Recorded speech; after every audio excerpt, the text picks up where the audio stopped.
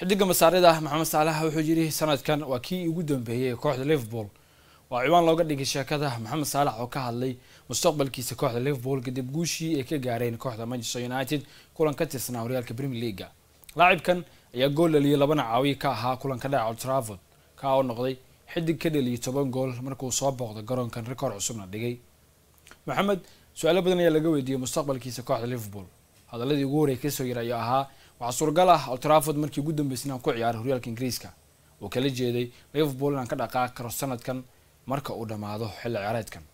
Maxamed wuxuu yiri Liverpool iyo madaxdeeda wali ima soo bandhigeen wax heshiis cusub ah mana jirin cid aan kala hadalnay ama aan ka wada hadalnay sheeko heshiis ah taa ayaa ka dhigan halka sana ii dhiman dhameysan karo waqtigan oo aan bixi karo. Wiilka masaarida ayaa wax badan ka sheekeeyay kadib guushii weyneed ee gaartay kooxdiisa.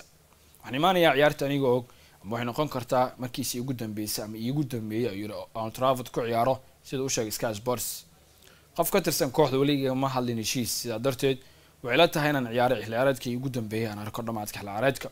waxaan dareemayaa inaan xor u ahay inaan ciyaaro kubadda cagta waxaan arki doonaa waxa dhaca sanadka soo socda.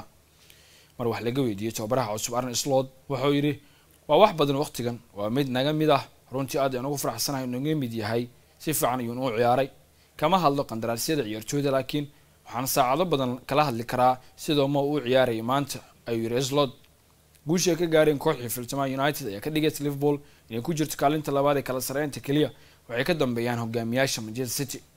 Salah waa hada shabaq soo taabtay saddexdii kulan furitaanka Liverpool xilli ciyaareedkan sidoo kale xidiga ayaa ku riyaaqay rekoordan Old Trafford. Salah ayaa dhaliyay 12 gool ama caawiye 6 gool 17 kamid ah 23 gool ugu dambeysay Liverpool ka dhalisay Manchester. Masaariga ayaa ku lug lahaanshihiisa goolasha Devils ka badan marka loo eego ciyaaryahan kasta ka tirsan tartanka. wuxuu dhaliyay 10 gool 9 kulan oo ciyaaray Old Trafford Liverpool tartamada oo dhan.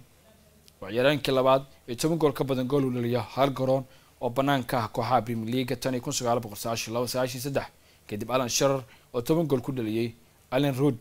Salah waa ciyaaryahankii ugu horeeyay 5 kulan isku xiga gool ka dhaliya.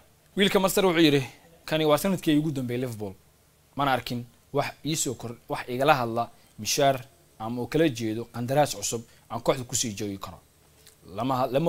lama oga sida noqon karo fikirka milkiilayaasha kooxda Liverpool inay siyaasan karaan Maxamed Salah ama inay xilligan fasaxi karaan markuu dhameysto qandaraaska kooxdiisa. ahaan haddii aad tahay Liverpool Maxamed Salah inuu joogo inuu baxo mid ka door bidi lahayd dhamaadka sanadkan.